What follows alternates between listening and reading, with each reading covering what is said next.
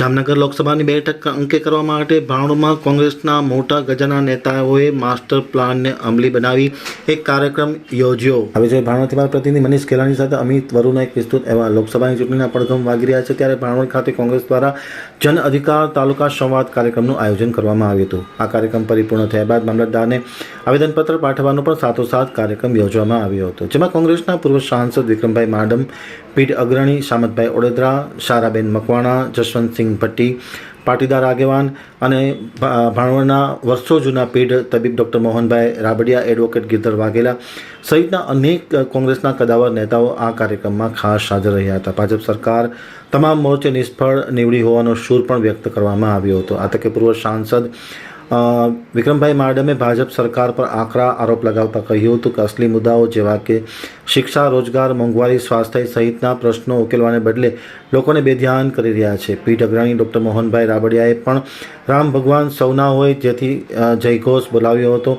વધુમાં તેમણે કોંગ્રેસના તમામ કાર્યકરોને કામે લાગી જવા માટે હાકલ કરી હતી. અંતમાં ડૉક્ટર મોહનભાઈ રાબડિયાએ સફળતા માટે સંઘર્ષ કરવાના નારા સાથે સૌને કામે લાગી જવા માટે અપીલ કરવામાં આવી હતી. જાણીતા એડવોકેટ ગિરધર વાઘેલાએ પણ પોતાના પ્રાસંગિક પ્રવચનમાં ભાજપની સરકાર ખેડૂતની વિરોધી સરકાર હોવાનો સૂર વ્યક્ત કરવામાં આવ્યો હતો અને તમામ મુદ્દે આ સરકાર નિષ્ફળ નીવડી હોવાનો સૂર વ્યક્ત થયો હતો.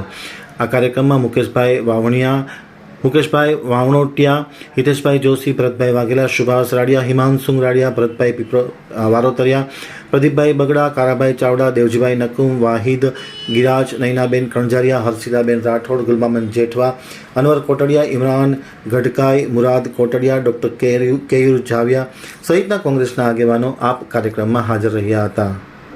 શામતભાઈ ઓડેદરા, લોકસભા કોર્ડિનેટર, કોંગ્રેસ પાર્ટી.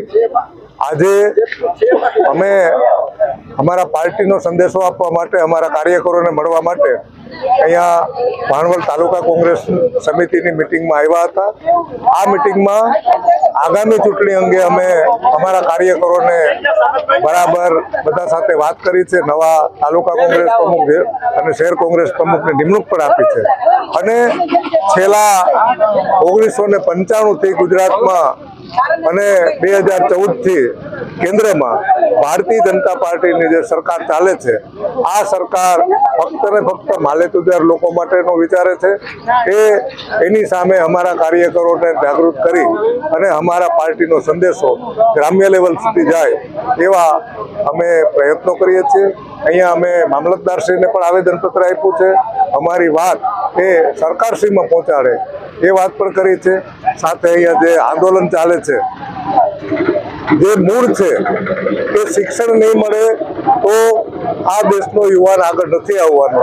શિક્ષકો વગર અહીંયાની શાળા ચાલે છે એ લોકોના આંદોલનને પણ અમે અને કોંગ્રેસ પાર્ટી પૂરો સહકાર આપી અને એમાં શિક્ષકોને નિમણૂક થાય એવા પ્રયત્નો પણ અમે કરશું. સાચી વાત પહોંચતી નથી અને સાચી વાત પહોંચાડવાના કાર્યકર્તા છે એ ગામડે ગામડે જઈને જ્યાં ચોરે બેસવાનું થાય ત્યાં બેસીને જે વાત કરવાની છે, વાતનું ભાથું તમને આપવાનો પ્રયત્ન કરું છું. તમારા ગામમાં એવો ખેડૂત હશે કે જેના ઉપર 50,000 રૂપિયાની લોનનો કેસ થયો હશે. તમારા ગામમાં ઇલેક્ટ્રિક પીજીવીસીએલનો એવો માણસ હશે કે જેને લાખનો 2 લાખનો દંડ આવ્યો હશે. ગામમાં એક ગામમાં છે આવા. તમે ચોરે બેસીને કહી શકશો કે આ દેશના નાણામંત્રી સંસદમાં બોલ્યા છે કે ઉદ્યોગપતિની 10 લાખ કરોડ રૂપિયાની લોન આ સરકારે માફ કરી છે. એનો અર્થ એ કે ઉદ્યોગપતિ લોન લઈ ગયો, મુદ્દલ ના આપ્યું, વ્યાજ ના આપ્યું, વ્યાજ તો ના આપ્યું પણ 10 લાખ કરોડ રૂપિયા મુદ્દલ ના આપ્યા. આ દેશની સાધનની લૂંટ છે. આપણા ગામનો ગરીબ ખેડૂત હોય એ પૈસા 50,000 રૂપિયા ના ભરે તો જપ્તી એ હારવા વાળા હતા પણ લડનારા હતા અને તમે લડનારા જ છો. આપણે વર્ષોથી લડીએ છીએ અને ઘણી વખત આપણને સફળતા મળેલી છે અને હજી પણ મળશે.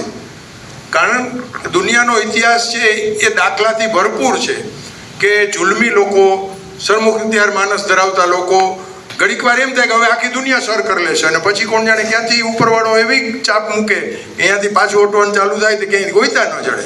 આવું થશે ચોક્કસ થશે. અને હું તમને 2-4 નાનકડા દાખલા આપું. લોકસભાની ચૂંટણી છે, બરોબર? હવે લોકસભાની ચૂંટણી આખા દેશમાં લડાવવાની છે.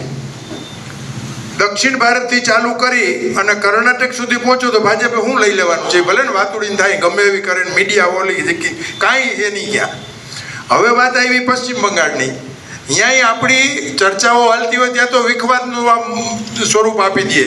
ચર્ચાઓ તો ચાલતી જ હોય ને, સીટ શેરિંગ છે, ચર્ચાઓ ચાલતી હોય તો વિખવાદનું સ્વરૂપ આપીને મીડિયા ભલે પ્રચાર કરતી રહે, અહીંયા એને કાંઈ લઈ લેવાનું છે નહીં. વાત આવી સૌથી મોટું સ્ટેટ યુપી. યુપીમાં એનું છેલ્લું પરિણામ તમે જોજો અને ત્યાર પછીનું ધારાસભાનું પરિણામ જુઓ તો યોગી સરકારને આમ માચડે ચડાવીને આમ ઉપર ચડાવી દીધી મીડિયાએ. પણ સમાજવાદી પાર્ટીનો દેખાવ અહીંયા ગઈ ચૂંટણી કરતાં કેટલો બધો સારો હતો. સરકાર રચવાથી થોડા ઘણા જ દૂર રહી ગયા. એટલે આ બધુંય ધીમે ધીમે લોકસભામાં ઘણા બધા પરિણામો ભાજપની વિરુદ્ધ આવવાની શક્યતાઓ છે. અને વિપક્ષનું જોડાણ થઈ જ રહેશે. ડાયા લોકો છે, એની નાની ચર્ચાઓને પણ આ લોકો મીડિયાવાળા વધારીને લોકોની સમક્ષ રજૂ કરતા હોય. શાંતિથી, ધીરજથી આપણે આપણી જગ્યાએ લડવાનું છે. અને કોઈ પણ લડાઈમાં બહુ જે ચેગો હોય ને એ નાનકડી ભૂલ કરે. હેમુ છે ને, હેમુ નામનો એક શાસક હતો.